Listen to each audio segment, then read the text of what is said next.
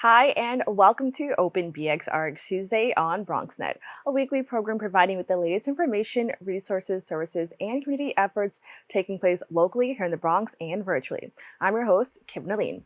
Today, we're going to look at segments focusing on public and personal health. So please stick around. The best of Open BxRx Tuesday starts now.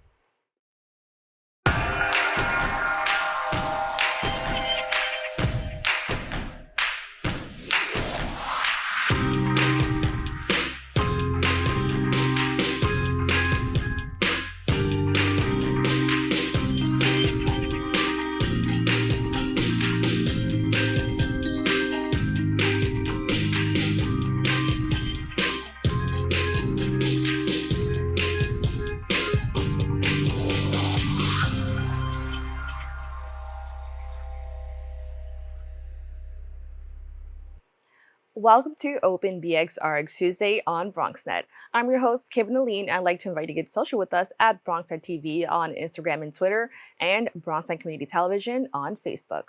For our first segment, we'll view my interview with Dr. Carrie-Ann Morales-Matos, a physician for infectious diseases at Montefiore Health System. During that interview, we discuss what you can do to protect yourself from the flu.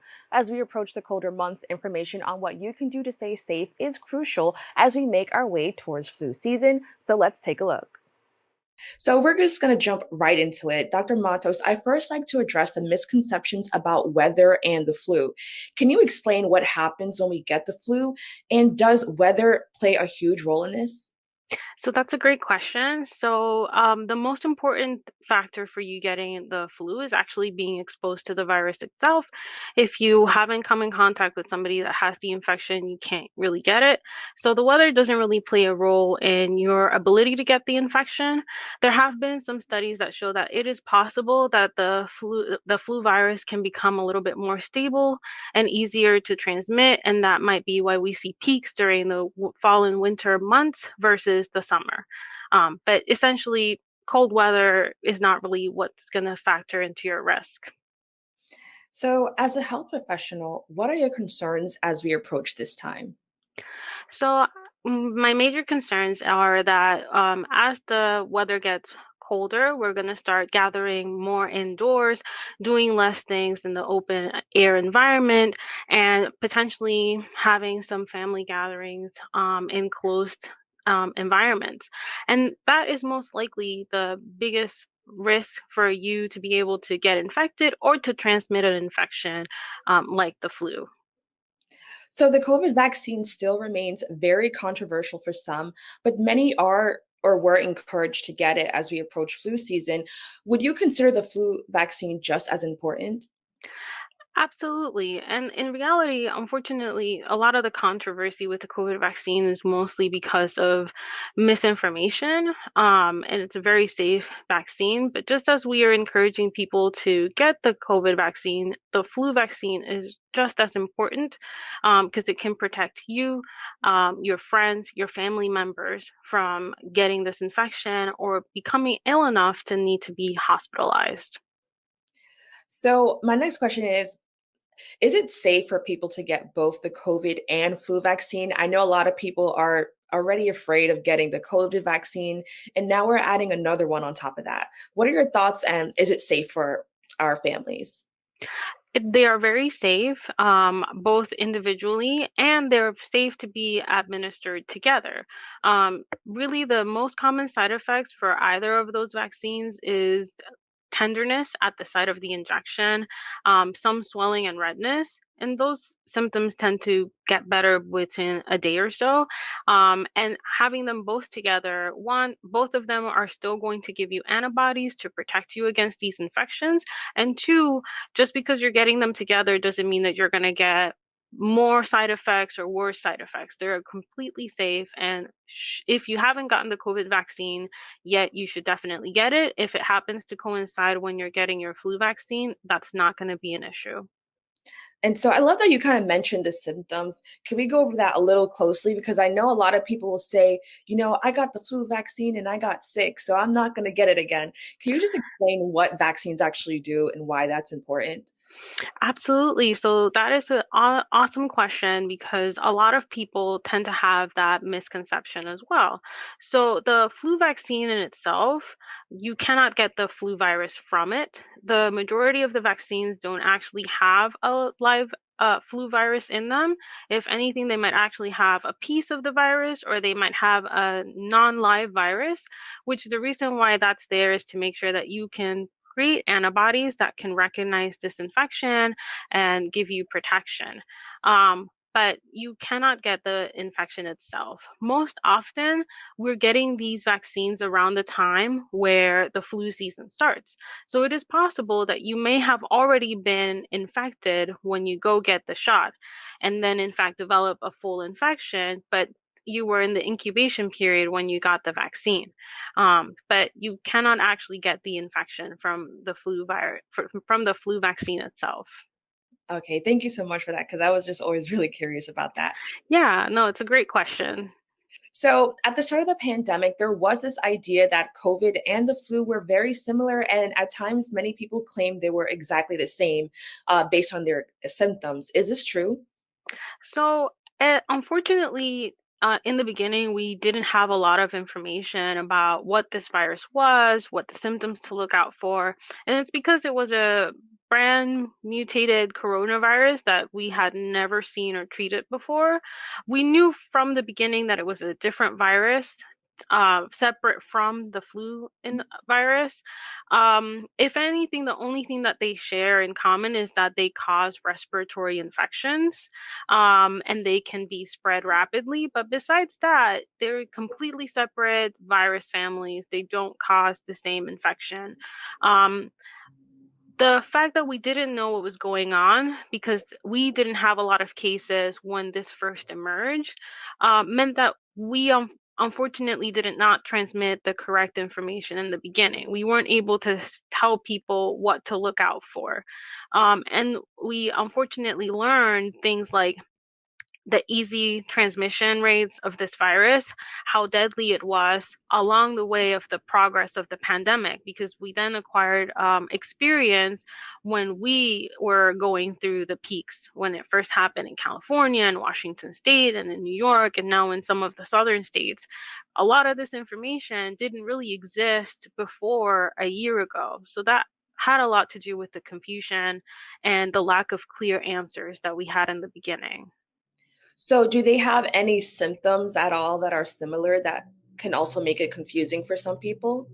So the overlap in symptoms between these viruses is so big that it is virtually impossible for you to be able to differentiate them just based on symptoms.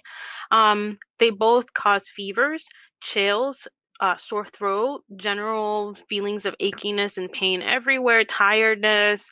In some people, they can also get diarrhea, upset stomach. So it's very difficult, and it wouldn't be wise for somebody to say, I don't really have all of the symptoms that match me for COVID, so I'm not going to go seek attention or help. And it's also super important to keep in mind that for both influenza and for COVID, the therapy we have available majorly depends on our ability to diagnose you early when symptoms start, because after about a week or so of symptoms, the medications have not been proven to work. So it's very important that if you do have symptoms, go get tested. It's very broadly available. And if you do have an infection, that can be treated and managed. So that's so interesting that you say that because that was going to be my next question. What can people look out for, just to see if like maybe if they're different or anything like that? But what do you suggest if someone's a little bit unsure if they don't know if they have the flu or COVID? So again, get tested as soon as you start getting symptoms. If you're worried because you don't have a good sense of smell or taste, or you're starting to get fevers or cough, basically there are still many testing sites all over the city that are offering either free or low cost testing. Visit your primary care doctor, who often can also do a flu test or a COVID test, and get the answer. Because, as I said, if we know that you have the infection early on, we can give you the therapies that can either slow down the symptoms or prevent you from getting ill enough to need to be in the hospital. So this is going to be, a time in our lives where, we're very vulnerable in regards to health. I just want to know, is it possible to have both of them at the same time? And what does that look like in your body? Yeah, so unfortunately, because they are two different viruses, you can get infected with either of them at the same time. We don't really have a lot of experience with dealing with both infections at the same time because last year we barely had any flu cases. A lot of that had to do with the fact that the same protective measures that we're doing for COVID also protect you from flu and other respiratory viruses like masking, keeping 6 feet apart, not going out when sick, avoiding crowded places. So it's hard to tell whether or not you're going to get very sick from both of the viruses. Just if you get co-infected, I would assume so, because if you already have underlying conditions like asthma, chronic respiratory conditions, hypertension, if you're pregnant, or small children already, when they may potentially be infected with the flu, potentially could have worser outcomes. So if you were to get infected with a second virus, it is possible that you may also have a severe disease from the subsequent virus. So you mentioned a little bit that we took these preventative measures last year, but I feel like I see a lot of people kind of relaxing on those measures. So I'm seeing more people, not wear their mask or not staying 6 feet. Do you have any fears about that as we approach this flu season? Just about how more relaxed we've been when it comes to COVID? Yeah, absolutely. I think that how maybe comfortable we may have become since the vaccinations for COVID have become available may increase our potential flu cases this season. And my advice for my patients and for anybody watching this broadcast would be to still mask as much as possible. Avoid going to crowded places if you're not feeling well. Continue to distance yourself 6 feet from people that you don't know or not from your household, because really these same techniques are good for any type of respiratory infection, including the flu. All right. And lastly, can you just tell people where they can go to learn more information about keeping their family safe? Absolutely. So the flu vaccine is very widely available. So you should be able to get it either at any community pharmacy or big retail pharmacy like Walgreens, CVS, etc. You should also be able to get it at your primary care clinic. Highly encouraged to call your doctors to see if they have it available and when you can get it from them. And Montefiore partners with Walgreens and has available sites at free or low cost to anybody who would like to get the vaccine. Thanks for taking a look back at that segment. It was really great to kind of, look at a time where we were dealing with COVID and, the flu season. And it's great to look at it again because we are currently in the midst of a flu season. So I hope you learned something to keep yourself and your loved ones safe. We'll be right back with more Open BxRx Tuesday.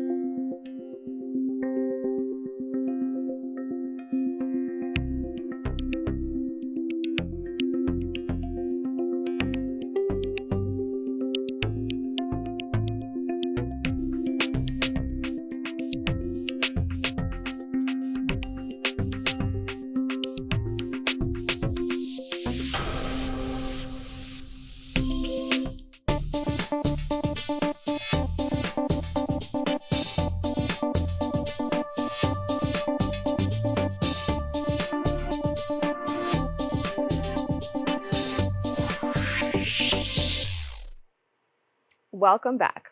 In recent years, a focus on mental health has made its way to the forefront of public conversations. In the Bronx, organizations like the Bronx Community Health Network offer programs to help residents prioritize their mental health. Please stay tuned for an interview with BCHN's health educator, Juania Clark, and outreach specialist, Shirley Castro, to learn more about their programs aimed to combat the mental health crisis. Now, can you brief our viewers on the mental health crisis that is currently happening in our country? Right, absolutely. But first, I'd like to give you a little background about Bronx Community Health Network.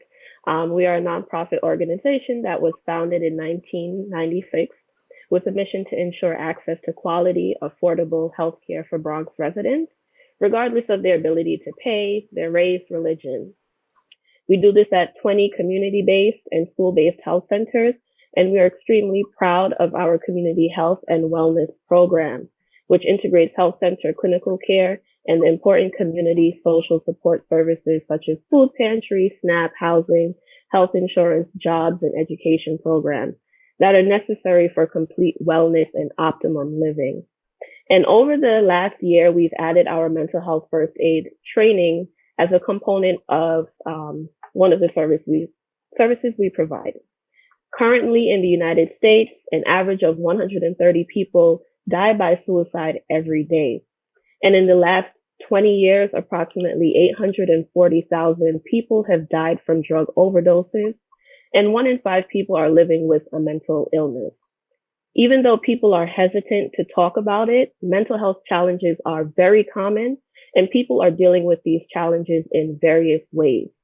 And we also know that more people are struggling, especially with the effects of the COVID-19 pandemic and with the recent political climate. Now, what does this crisis look like in the Bronx?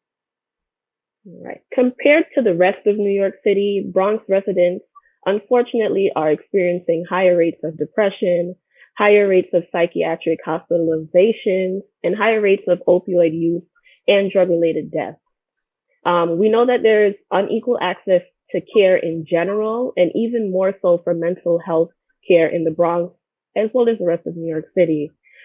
We are working really hard to close those critical gaps in care by acknowledging that access to mental health care disproportionately affects our residents due to many factors such as race, ethnicity, insurance status, as well as poverty. Now, due to the lack of resources and preconceived ideas about mental health. Well, I would say that mental health awareness is increasing in our communities, especially since the pandemic. More people want to get involved. The challenges are often due to the social determinants of health. Some people may want to seek mental health support, but it is not often on their priority list, considering everything else that they are managing. For example, housing issues, unemployment. What is great about the mental health first aid training that BCHN is providing is that it is flexible, it's self-paced, and virtual. Therefore, we are experiencing a great response. Now, has it been challenging to assist people in the Bronx when it comes to this issue? Like I said, we are having people who are constantly reaching out, interested that they want to receive this training, and thankfully, we haven't had any issues. Now, in response to the mental health crisis in our country, your organization is offering regular mental health first aid training. Can you tell me more about this? Yes, so every month we are providing a virtual mental health first aid training.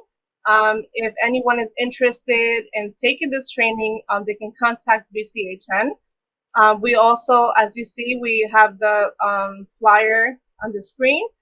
You can visit us at bchnhealth.org, or you can go to our social media page, which is bchnhealth.org. Now, Johnny, what type of skills participants will receive from this course? All right. So participants can receive a wide variety of skills from this course. At the end of the training, they will be able to evaluate the impact of early intervention on mental health challenges. They will also be able to apply the appropriate steps of the mental health first aid action plan to several scenarios. So one being when a person is showing early signs of a mental health challenge, when a person is showing worsening signs of a mental health challenge, and when a person is in crisis. And then we also focus a great deal on self-care following the application of mental health first aid, because in order to provide the service to our community, we need to make sure that we are well, in our own way. So when you use the skills that you learn in mental health first aid, you are essentially the first line of support for a person in need. Now, I understand this will also address substance use, and you spoke a little bit about that earlier. Can you tell me about why that's so important to include this? Right. Yeah. Substance use is something that's touching many of our communities. And many people with substance use disorders have co-occurring mental health challenges. And in this training, we teach you how to recognize those early warning signs of a substance use problem and how to respond in a crisis situation when someone has overdosed. We cover the use of naloxone, which is a medication that binds to the opioids in a person's body and effectively deactivates them until they are filtered out of the body. We also discuss how to effectively communicate to 911 and the importance of placing someone in the recovery position if they have passed out for any reason. Now, I think this is really interesting. A lot of the time, people don't often think of the two being together, but can you tell me about the relationship between substance use and mental health issues? So, there is a risk that someone who has a substance use disorder will develop a mental health challenge. And there is also a risk that someone with mental health challenge will develop a substance use disorder. According to the National Institute of Drug Abuse, the risk factors can be genetic or environmental. For instance, early exposure to stress and trauma.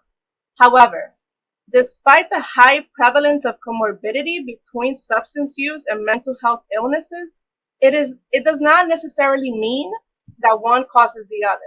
Also, the likelihood of someone developing either a substance use disorder or mental health challenge varies from person to person. Now, Joanna, can you tell me this whole program is to help people identify these issues. What would you say are some signs that people should look out for when it comes to friends, family, loved ones, when it comes to mental health or even substance use issues? Right. So one of the things that people should look out for are just general changes. So changes in their normal behavior. Are they attending work regularly? Are they missing out on school? Things that they once enjoyed, are they still going and enjoying? If they used to go to the gym often and now you see that they're kind of laid back, they're reserved, they're not wanting to go out as much anymore. They're not spending time with family or friends. Then you want to also focus on changes in their physical appearance. So if someone was very particular about how they had their hair, they were well shaven and now you see that they're kind of unkempt, their clothes are a little bit more dirty, they're not, taking care of themselves anymore. Or that you notice that, they are verbalizing that, I'm sad, I'm worried about things, or that, they're having trouble concentrating, whether they're at work or just in a regular conversation, you see that disconnect. Those are some of the early signs that you may notice that someone is struggling with a mental health challenge.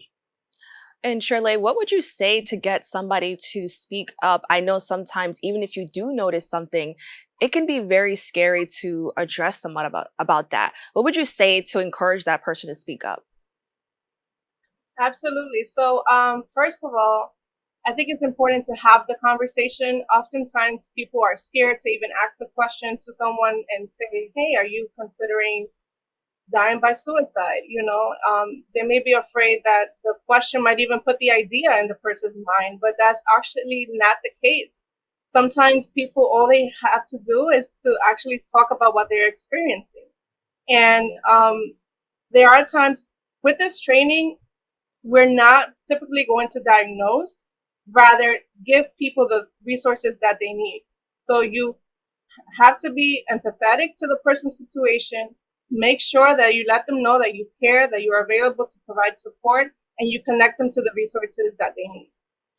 Now, you talked a little bit about those resources. Can you just tell me more, like what do those resources look like?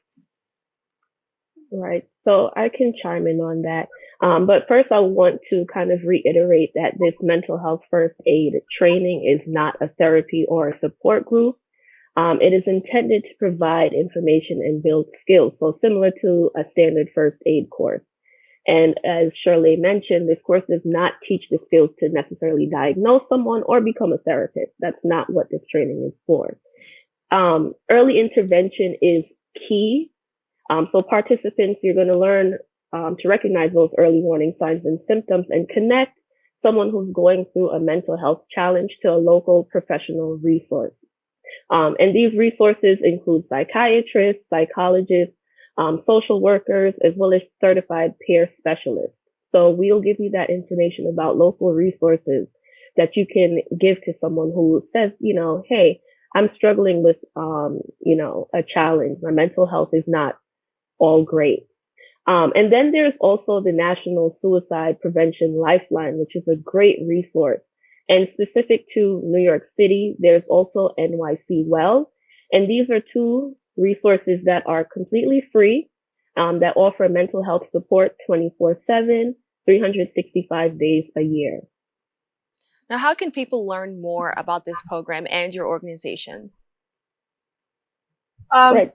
People can go to our website, which is bchnhealth.org, or they can follow us on social media at bchnhealth. You can also email us at info@bchnhealth.org, or you can call our outreach hotline number, which is 929-220-8181.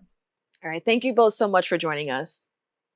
All right. Thank you so much for having us. And I want to remind the viewers that this is a certified course through the National Council of Mental Wellbeing.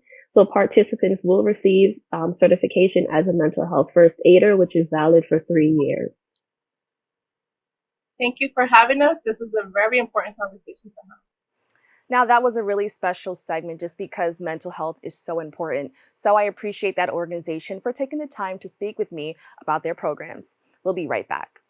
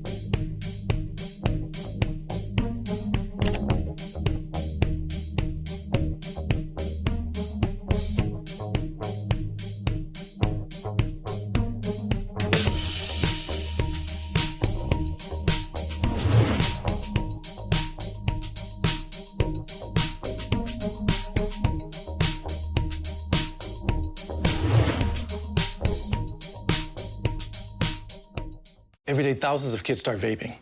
And I can't let this happen to my kid. Of course, it's awkward to talk to kids about the dangers of vaping. Hey, bestie, how sketch is me? It's hard to get their attention. Ready? Go. Yes, look at that. You even turn yours over. So if you want to talk to your kids about the dangers of vaping, you have to get it trending. Right, backpack kid? Let's do it. First, invite your kid to do the vape talk. Let's try this. All right. Why is he here? Yeah, I gotta get it trending, honey. Come on. To the left. To the right. Let's go.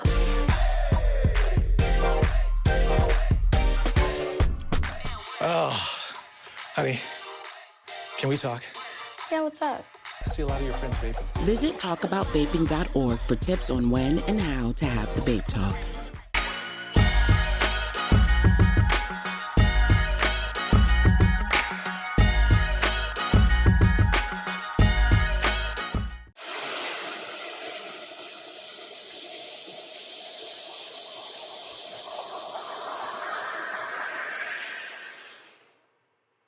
Welcome back. Over the past 2 years, racial tensions across the country have been at an all-time high. In the midst of race-based violence and racially charged events, Dr. Ryan Delap, an attending psychologist at the Montefiore Health System, joined me to discuss the mental health response to racial hate crimes and race-based stress. Let's take a look. So the recent Buffalo supermarket attack has been covered in thousands of media outlets with hundreds of hours of coverage. As members of the Black and POC communities process this act of domestic terrorism, what is it that we should know about that process of just accepting what actually happened? That's a really excellent question. And I think three things come to mind just off the top of my head. And the first one is, you know, there's a number of different ways that people can respond to these types of events. There's some folks who have very strong emotions, and there's also folks who actually feel kind of indifferent or neutral to it, just given the repetition of exposure of these events that have happened. But nonetheless, like regardless of what your emotional impact is, the other thing we got to know is we got to check in with ourselves. Maybe closer to the event, sometimes our emotions feel different than maybe weeks later. So noticing that emotional impact is important. And then lastly, leaning on our social networks, finding people we can trust to talk to and connect with can be really helpful in navigating some of these tough times. Now, what research exists about the impact of media coverage focusing on violence towards people of color? Yeah, so this is a growing research and literature that's happened in the past few years, and one of a more recent study found that even something as simple as media coverage on trials or things on the nightly news or just any type of hate crime covering some sort of violent act towards a person of color can have a mental health impact or cause some sort of stress to that person in that day. We also know that even though these events may not be directly happening to us, research has shown that individuals can experience symptoms of PTSD, anxiety, depression, and other forms of like serious psychiatric concerns in response to these events and just seeing them on the news. And lastly, research has shown, as I've mentioned before, it's important to seek support, but it can be really hard to do so. Specifically, seeking support from someone like myself, a mental health professional, or even just taking advantage of people in your community and starting these conversations. So those are some of the things that I think are really important to keep in mind when looking at the research on this topic. Now, how does the language used by the media impact these communities? Because I know there was a lot of controversy around like just how journalists, and as a journalist, I'm aware of this as well, how we refer to victims of color, especially like Black victims. How does that impact your mental health to see people describe you in a certain way? Right. So I think that's an interesting word, victim, because I think that's a word that not everybody may identify with. Right. And I think another thing that journalists have to be aware of is their coverage and how often are they covering these communities? Right. Are we only covering these communities to exploit or just share about their pain? Because communities are more than their pain. Are we celebrating these communities, telling the strengths and the stories of community leaders and positive things that are happening? So I think the media has a really big responsibility at painting a full picture and not solely going to these communities and broadcasting their pain, but also telling other parts of their story too. And I like that you mentioned that because I wanted to talk about just using different language. You said that not everybody responds to the term victim, and I definitely agree. I know some people like the term survivor instead. What would you recommend for people watching who are in the media who want to be more sensitive towards these types of stories? I mean, like I said before, I would encourage them to, tell more full stories and well, it's not just about survivors of these events, but it's also, telling stories of resilience and telling stories of pride and strength. And I think that is to have a more balanced message may allow people to identify with the coverage rather than only seeing their stories told when there is some sort of victim narrative trying to be encouraged. I think also collaborating with community members and having a more of a an understanding of how they want to be referenced and how they want their stories to be told when these interviews are happening. Now, in regards to the media, I just thought, I also feel that the lack of coverage can also make you feel invisible.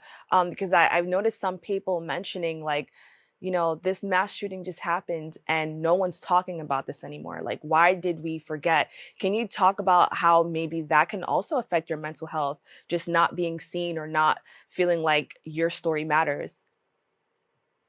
Yeah, I think that silence can sometimes speak volumes for in many different instances. And so, my encouragement to people in the community is to uh, have tune into news sources that you trust that will tell your story, but then also have different outlets for kind of receiving that validation and that recognition of your story, whether that's through media or other sources like people in your community as well. I think it's important to have different ways in which that validation and recognition is occurring in one's life. Now, what can the community learn about the research about coping in times of racial stress? I think the research really can help us understand a couple of things. The first thing is I know everybody's on their phone. Phones are kind of, almost like a body part at this point now. And so we have to understand that what we look at and what we scroll and see and the information we seek, all of those things kind of resonate and can impact us emotionally. So there are some folks I talk to who kind of did a little bit of like digging and doom scrolling, if you will, looking for more details and information on their different platforms about what happened in Buffalo, and understanding that seeking information is important, but that comes at a cost emotionally sometimes. Then also at the other end, there are some people who may be trying to just mindlessly go about their day, going through their phone, tuning into their social media, and maybe they see conversations or different things brought up. That also can have a mental health impact as well. So I think this research that I referenced earlier really encourages us all to take a moment, pause, and check in with ourselves, and check in with ourselves to know how we're being impacted by the media we're connected to, and then also knowing when and how we can pause and take care of ourselves too. Now, how can communities of color build resilience and cope with traumatic racial stress in a healthy way? Because I know that oftentimes there's a lot of emotions and anger is one of them. And also, I want to know, is anger a healthy way to react to something like this? Yeah, so taking care of ourselves is again a mixed bag, right? Because we all have different needs and different values that in terms of that inform how we respond. And anger, there's a construct called rechanneling your rage, right? Rechanneling your rage is being able to acknowledge that there's anger, there's rage, there's a lot of just feelings of being upset that can come about, and how can you channel that towards something that's meaningful to you, whether that be activism and being able to inspire change that in the systems, or is that about kind of rechanneling your rage to be taking care of yourself, knowing when to disengage and check out and take care of you is also a part of that process too. Now, how does social media play a role in young adults, teens, preteens, etc., in their mental health when it comes to this type of media coverage? Like I said, social media is a part of our life, right? Social media is a natural way in which we receive information, stay connected with people and in the world around us. And so I think it's important, again, to be conscious consumers of the things that we are connected to. And a part of that is again, knowing what we're taking in and how that information is impacting us. And then knowing ways to kind of decompress if we need to disengage and recharge from the stuff that we're seeing. And I also want to add that the thing with social media that makes it a little bit hard, as you said, we're always connected. And so you kind of have that on replay. You could just be scrolling and sometimes you don't even want to see that, and and it kind of makes me think of like past coverage with police brutality and how you couldn't escape it. It's something that you would always see. Can you tell me a little bit more about that? Yes, I mean, I think that's, going back to an earlier question, something that media folks can do. I know clickbait is the thing if you want people to tune into what's going on. However, there's a social consciousness about giving disclosures and letting people know that this may be triggering material, right? And I think that's kind of happening more and more. But I think that's on the responsibility, not just of the individual to know what they're tuning into, but on the responsibility, it's also the responsibility of the people disseminating this information to know that what they're talking about has an impact on people's emotions and goes far beyond just that 30-second or minute viewing point, and knowing that they can really be helpful in protecting people from some of this material as well. And then I guess I also want to talk about just much younger audiences, like with our kids and our teens. Do you think that parents should monitor screen time as a way to kind of help? And or do you think that would help with mental health as well? Oh, that's a mixed bag. I mean, that's the age old question. I get that all the time from parents. I think, one of the things I go with is, that you can have too much of a good thing, right? Or too much of anything, right? So I think consuming things in moderation is always good, in my opinion. And so I do think that, parental guidance and also knowing kind of what your children are consuming is important. And then also I think it's important for parents to know how to engage with their kids about these topics, right? Knowing developmentally age appropriate ways to have conversations about race, about things that are going on in the world and the community, because kids are curious. Kids are going to maybe hear this information from other sources. So even if you protect their kind of exposure via social media, there may be other ways in which they become aware of this. So we want to be able to have honest conversations about these things as well. And do you have any suggestions, resources, and more to those struggling with mental health? Yes, I think that, one of the things I try to encourage folks to think about is coming up with a coping plan, right? Because, unfortunately, I really want to acknowledge that, systems need to change, right? Folks can't just be, expected to just better become more resilient and just learn better ways to deal with brutality and violence and things that are going on. And unfortunately, until those changes happen, people are still tasked with that. And so one of the things that I encourage people to do is three things, right? First, find three safe people that can be a trusted psychologist like myself, people in your community, a spiritual leader, a parent, a loved one that you have built a relationship with where you can speak honestly about how you're doing, and practice having these conversations and sharing so that way, whenever these moments come up, there's less of a barrier to starting the conversation. The second thing is find three places that you can go to be safe and feel safe when these things happen. And lastly, three things that you can do to take care of your emotions. Now, as I mentioned previously, I think mental health is super important, but this segment was really special because it just added another layer. And I think that any community that's dealing with oppression or just any injustice, I think it's important to kind of take that extra step to prioritize your health. We'll be right back with more Open BxRx Tuesday.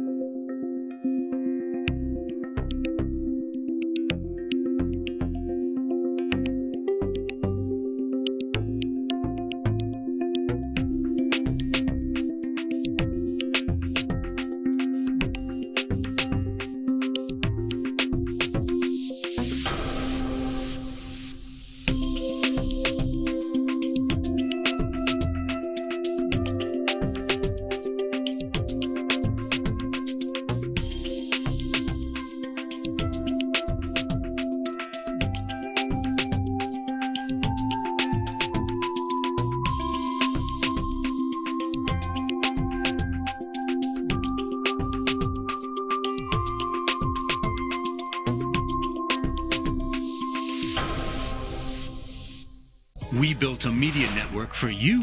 BronxNet TV. Come learn in your new state-of-the-art studios at Lehman College. At Mercer Mercy College. And coming soon to the South Bronx in the Hub. Inspire with your stories, culture, history. Your Bronx on BronxNet. Engage with us. Connect with us at your channels and at BronxNet.tv. Learn, engage, inspire. BronxNet TV. From the Bronx To the world. BronxNet.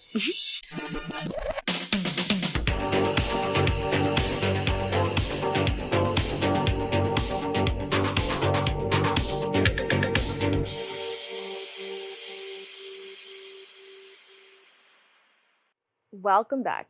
In honor of HIV Awareness Month, we spoke to Timothy Hemick, Associate Professor of Medicine at UCSF, to discuss the effects of the virus. We also touched on a remarkable story about an Argentinian woman who may have been cured of HIV. This was a very interesting segment because this was the first time many people have heard of this type of outcome occurring, and it was a moment to use our platform to educate viewers about HIV. So let's take a look. So this is an incredible story. A woman known as the Esperanza patient, which means Spanish for hope, was diagnosed in 2013 with HIV. Today, scientists classify her as HIV-free. Can you tell us more about this study? Absolutely. This is a very interesting and I think exciting case. This is a woman who was infected with HIV as early as March of 2013. And since that time, has actually not had any virus circulating in her blood or has had detectable virus replicating over time. In fact, she spent many years without taking antiretroviral therapy or therapy for HIV. And despite this, remained completely healthy without any indication of HIV disease infection and was otherwise normal and healthy. So, research has found that she was cured by her own immune system. Before we jump into that whole thing, can you just explain how HIV affects your body when you're diagnosed with this virus? Sure. So HIV is, for most people who are infected, a lifetime infection. Once HIV establishes infection through whatever route or means that may be, it inserts its genome or its genetic material into our own host cells. So it actually becomes part of our or the person's genetic material once it infects. And it can hide in those cells even with years or decades of antiretroviral therapy. The virus stays part of the viral genome and the human gene as well in our chromosomes and our genes and our cells. And if for a vast majority of people, 99% of people that are infected, if they stop antiretroviral therapy, usually within days to weeks, virus will return and we will be able to detect replicating virus in the bloodstream. And that is a typical course of infection. Antiretroviral therapy is very good at reducing morbidity and mortality from disease. People can live very long, healthy lives for decades and decades on daily pills, and now there are now medications that people can take every several weeks instead of every day. But overall, despite the fact that people have treated HIV infection, they're still prone to increased risks of, for example, heart disease or other inflammatory conditions. So even with suppressive antiretroviral therapy, there are still some effects from long-term infection from the virus itself. So, I would really like to know, how is it possible to be cured from this virus using your own immune system when the virus weakens it? Because that's what news reports are saying, that it was her immune system that kind of cured her from this virus. Yes, and that's what makes this so exciting, is that we've had a couple of cases of HIV cure in the past, one being Timothy Ray Brown, the late Timothy Ray Brown, of the Berlin patient, that had stem cell transplantation for cancer and became cured of HIV. But this is not something that we can give to a large majority of people. It's dangerous. It has a lot of side effects and toxicities. But what we've seen with the Esperanza patient, and also with a patient in San Francisco over the last several years as well from our own cohort, are these two women are able to essentially not just control the virus with their immune system, but they seem to have gotten to a point where they've controlled and eradicated a vast majority of virus that's hiding in those cells, or the reservoir for HIV, to the point where there is no detectable replication or virus in the blood that's circulating that scientists can find. And this is very exciting because it suggests that the immune system itself is able not just to control virus, but to essentially eradicate virus in any meaningful way from their bodies, which leads to long-term. I think what people are now hoping for in these two patients is HIV cure. But what this also tells us is that we can potentially harness that immune system in other people, either through vaccination or through other ways, and perhaps we can achieve cure by emulating what happened in these two patients. So, I really want to know, how were doctors able to determine whether or not HIV was present in the Esperanza patient? You may have touched on it a little bit, but I've read it wasn't a typical STD test that, people usually get. So, can you tell us what that process looks like? Absolutely. This is a great question. So both the Esperanza patient and the San Francisco patient have detectable HIV antibodies, which means that their immune system has seen the virus and has produced antibodies to the virus. And those can be detected in the bloodstream, very much like we would see antibodies to SARS-CoV-2 infection or influenza, et cetera. So we know that through these tests that the immune system has seen the virus. What is not seen is the actual viral particle itself circulating in the bloodstream, or the genetic material from that virus circulating in the bloodstream. And when the scientists looked in cells, again, this is where HIV will hide. It inserts its genome and integrates into a person's DNA, into their chromosomes. When they looked at billions and billions of cells to look for evidence of that integrated HIV DNA, or that reservoir in those cells, they found very, very little. I mean, very, very, very tiny amounts, maybe 7 copies in over 1.5 billion cells. So really, really small levels. And the virus that was there was not intact. So it was not able to make a replication competent virus. It's almost like it's a fossil of a remnant viral infection from the past. Now, the Esperanza patient is the second known person whose immune system may have eliminated all the viable viruses from their body, meaning that although it's rare, this has happened before, and you kind of mentioned there was another person. How could this research help with the fight against HIV?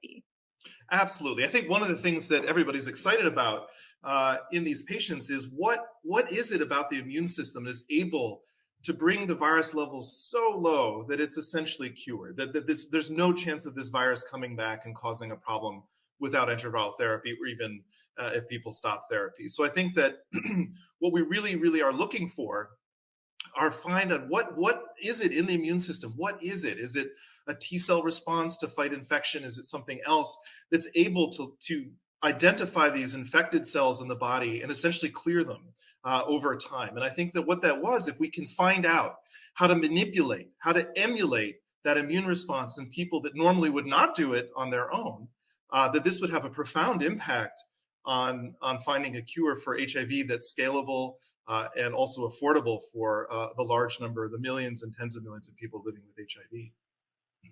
So I would consider these situations and several others as medical miracles, considering that HIV still has no set cure.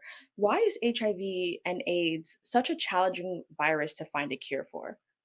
Yeah, that's a great question. This is obviously, we have been working for decades to try to find cure for HIV, and it's been elusive, except for a small number of cases, as the Esperanza patient. And I think part of the reason is that the nature of the virus is that it integrates and it inserts itself into a person's own genes and their cells, and those cells can proliferate, they can divide and make new cells over time and carry that genetic material with it. But not only that those cells that are infected can look like normal healthy cells, especially if someone is taking suppressive antiviral therapy. Those cells can stay quiescent, and the immune system or the body may not even know that there is infection in those cells. And this has made it very challenging, not only to cure HIV, but also to find vaccines to prevent infection, and other discoveries have been very challenging because of the nature of the virus itself. Now, the Esperanza patient also gave birth to a child last year, and the baby is HIV free. Now, this is not a rare occurrence, as many HIV positive people have given birth to HIV negative babies. Can you just explain how that works? Sure. Before there was antiretroviral therapy, a significant number of babies born to mothers that were infected with HIV or living with HIV became infected as well. This is before we had AZT or before we had some of the more modern combination antiretroviral drug therapies. However, if we've learned that if we treat the mothers during pregnancy and especially around the time of delivery, that we can dramatically reduce the transmission rate to the newborn baby. In fact, it's been years, I think, since we've seen an infected infant from, or an infant become infected from an infected mother, simply because we can give antiretroviral therapy. We can drive those viral loads, at least the circulating virus, to very, very, very, very low levels to prevent transmission. And in fact, it's very, very, very rare now to have someone become infected with HIV either in utero or after birth if the mother is on suppressive antiretroviral therapy through the duration. So it's really dramatic how it's reduced the transmission rate. So everything going on with the Esperanza patient is an extremely rare occurrence, but the Esperanza patient remains a symbol of hope. Focusing on overall HIV awareness, what are options available to people in high-risk HIV communities, and how can they protect themselves? Absolutely, that's a great question. I think one of the things that we like to say is that treatment is prevention. Getting on treatment and getting on treatment early is not only healthy for a person who becomes infected with HIV, but it can also dramatically reduce transmission to others. So if someone is on suppressive antiretroviral therapy and they have no detectable viral load in their blood using various commercial assays that you can get at a doctor's office or even other testing sites, that it's actually would dramatically reduce transmission of HIV.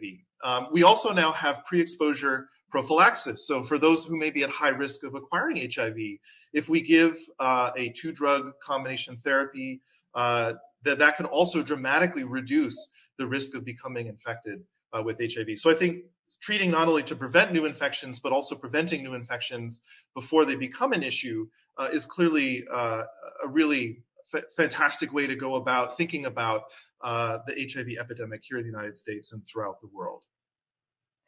Doctor, thank you so much for joining us. How can people stay up to date, just with you and educate themselves overall on HIV?